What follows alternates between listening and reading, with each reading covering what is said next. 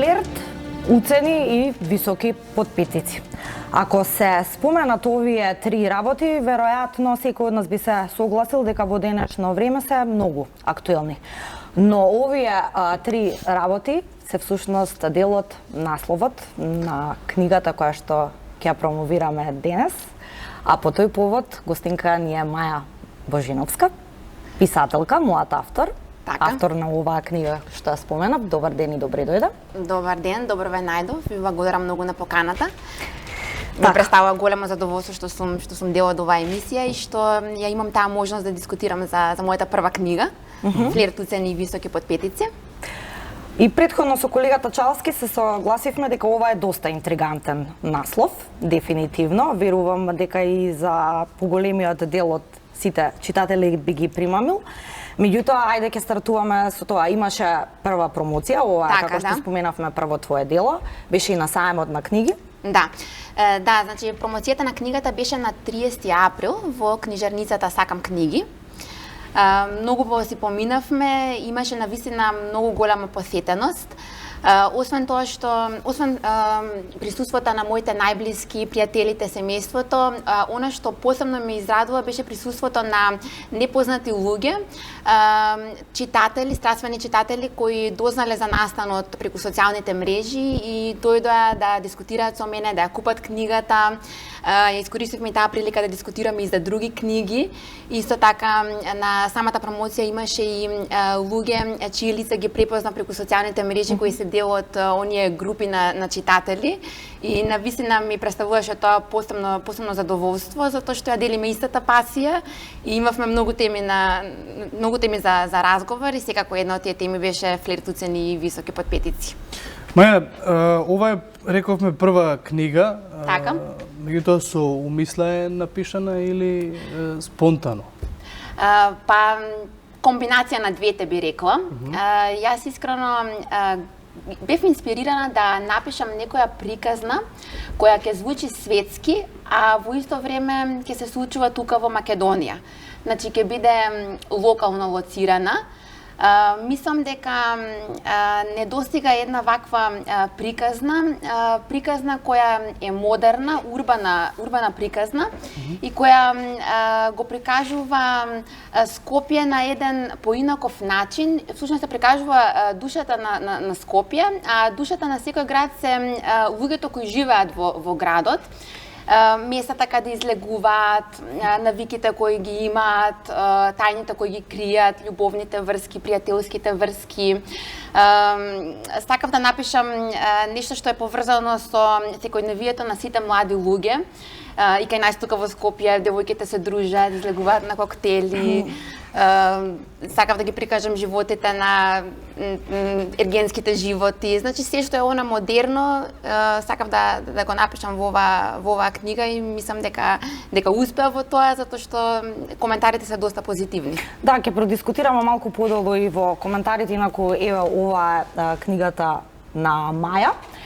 Да, оно што сакав само како забелешка на ова што го зборуваше Маја, дефинитивно треба можеби да ти се признае за храброста да земеш и да напишеш едно дело што, како што и во најавата кажав, е дефинитивно актуелно, а можеби и поголемиот дел од нас вртиме глава на сите овие работи кои што ги опишуваш, односите, врските, модерното време и начинот на живот. На секако не можеме да генерализираме, меѓутоа дефинитивно што го има во Скопје. Тоа беше лајт мотивот, така? Да, тоа беше лајт мотивот. Приказната спонтано испадна. Имаш ли конкретна ситуација, можеби, што те натера дефинитивно да го ставиш фокусот на едно вакво дејствие? Или сплет на околности од се и се што по нешто? Сплет на околности, би рекла комбинација на многу работи. Меѓутоа, еве ќе го спомнам периодот кој го доживав брзо после моето дипломирање.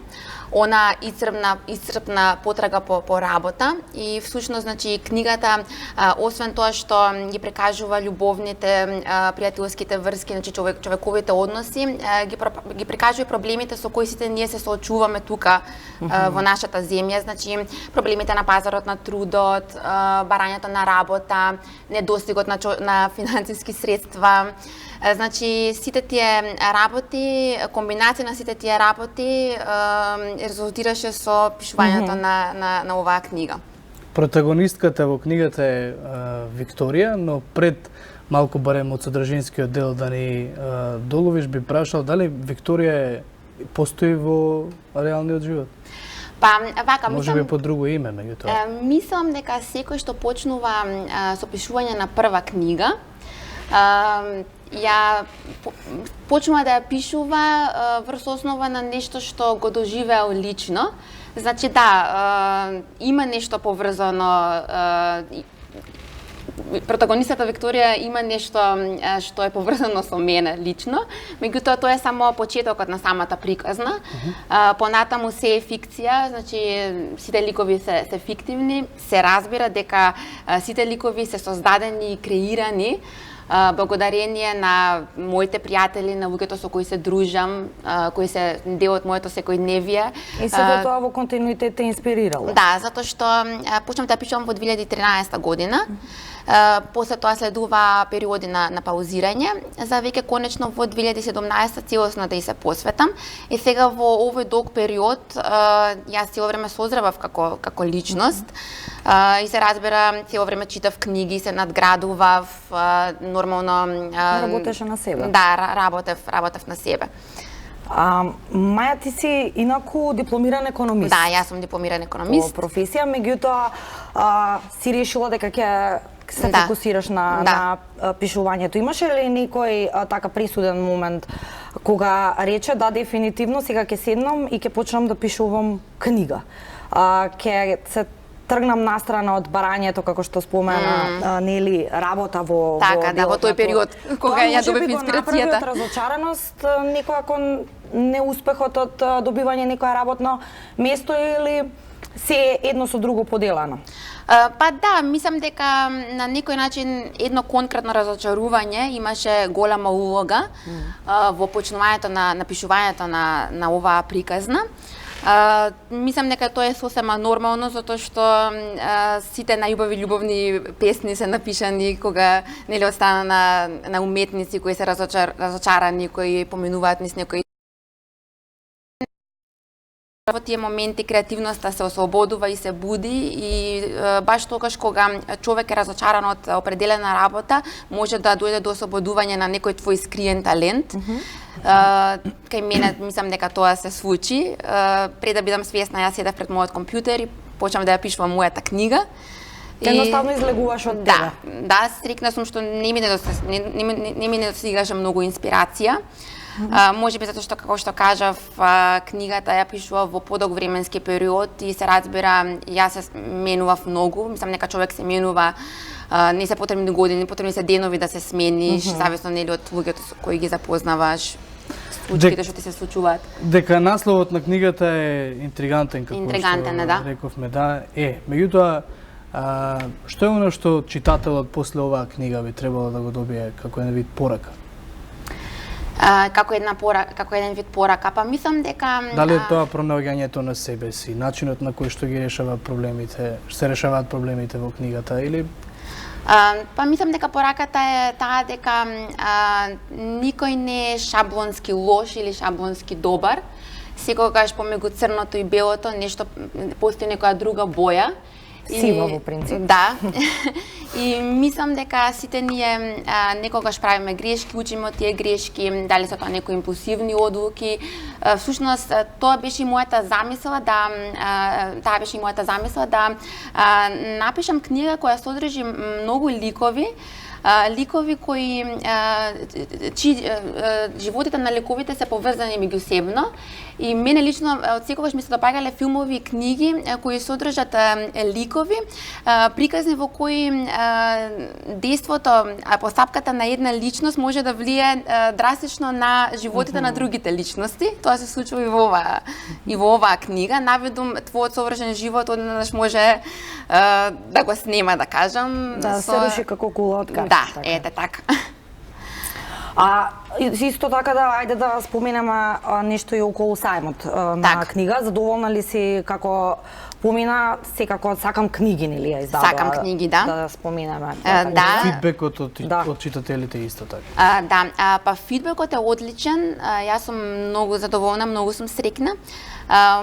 Морам да кажам дека секојдневно примам пораки од читателите преку социјалните мрежи. Коментарите се многу позитивни. Многу им се допаѓа книгата, многу ми се допаѓа тоа што некои кажуваат дека е доста непредвидлива со оглед на жанрот на самата книга. Обично трилерите и мистериите се тие што се непредвидливи затоа што нели содржат многу загадки, речисување на мистерии. И целосно го држат да, сега многу посебно ми се допаѓа тоа што викаат дека е непредвидлива и дека ги влече да ја читаат книгата до самиот крај. Многу сум среќна за тоа. Дури добив еден коментар од една читателка дека толку многу се допагала книгата што односно сакала да знае што ќе се случи понатаму, што паднала во искушение и почнала да чита што се случува на задните страници. И баш ми беше тоа многу интересно, така да коментарите се многу позитивни. Сајмот помина одлично, исто и промоцијата помина одлично. Имаше голема посетеност, многу ми се допаѓаше тоа што луѓето доаѓа, ми пристапува и почнувавме да водиме разговор за самата книга, за другите книги. Значи имаше интерес, дефинитивно. Колку му значи на еден млад автор таа комуникација со читателите, Маја?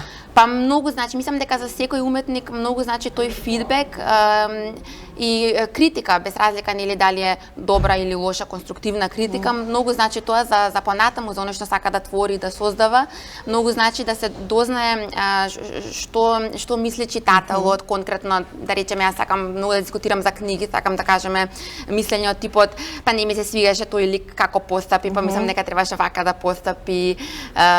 Тоа многу ми се допаѓа, така да тоа всушност и се случи на самиот саем, тоа го дискутиравме со читателите, така да мислам дека за еден уметник многу е од големо значење да комуницира со публиката негова.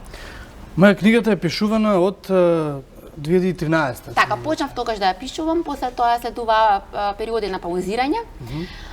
Се посветив целосно на незе во 2017. Ме интересира во овие колку години веќе се 4, 5, 6 години пред издавањето на книгата. Она што е содржина внатре, еве од техничкиот дел на пишувањето на книгата, па можеби психолошкиот имаше дел каде што можеби книгата би имала друг крај наместо овој што сега го има? Не, интересното е тоа што јас од самиот старт знаев како ќе заврши. Значи не беше тоа нешто непромислено или некаков твист што сакав да го напишам на крај за да ги шокирам читателите, туку буквално си знаев како ќе се одвива приказната до самиот крај. Да. Сега првата книга е напишана. Дали е доволно или ова би можело да биде една константна професија? Па интересното е тоа што јас веќе почнав со пишување на мојата втора книга по сугестија на мојот уредник Ивана од Сакам книги. Ќе искористам оваа прилика да ја поздравам. Она ми сугерираше да продолжам со пишување на приказна поврзана со оваа претходна книга, меѓутоа во овој случај ќе биде приказна за другите ликови во книгата, да кажам споредните ликови. Ивана ми кажа дека смета дека таа приказна заслужува да биде раскажана и да биде слушната. И искрено без нивната сугестија наверно може немаше ни да продолжам барем нели приказна поврзана со првичната, меѓутоа ете, почнав да ја пишувам, имам веќе напишано 60 страници, па ќе видиме како ќе се одвиваат работите. Значи со турбо темпо продолжуваш. Но за оваа крајот изгледа не се знае се уште. Ќе видите. Да, здравје, Боже. Во ред Маја, ние ти благодариме за одвоеното време и гостувањето во Отворено студио 1. Ни беше задоволство секако да И мене ми беше продискутираме. големо задоволство, многу убаво си поминав.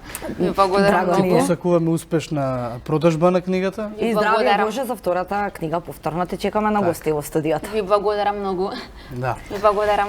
А ние почитувани овде правиме една кратка пауза и во студиото се враќаме наскоро со колегата Дејан Андоновиќ и ги анализираме случувањата во светот и во Европа.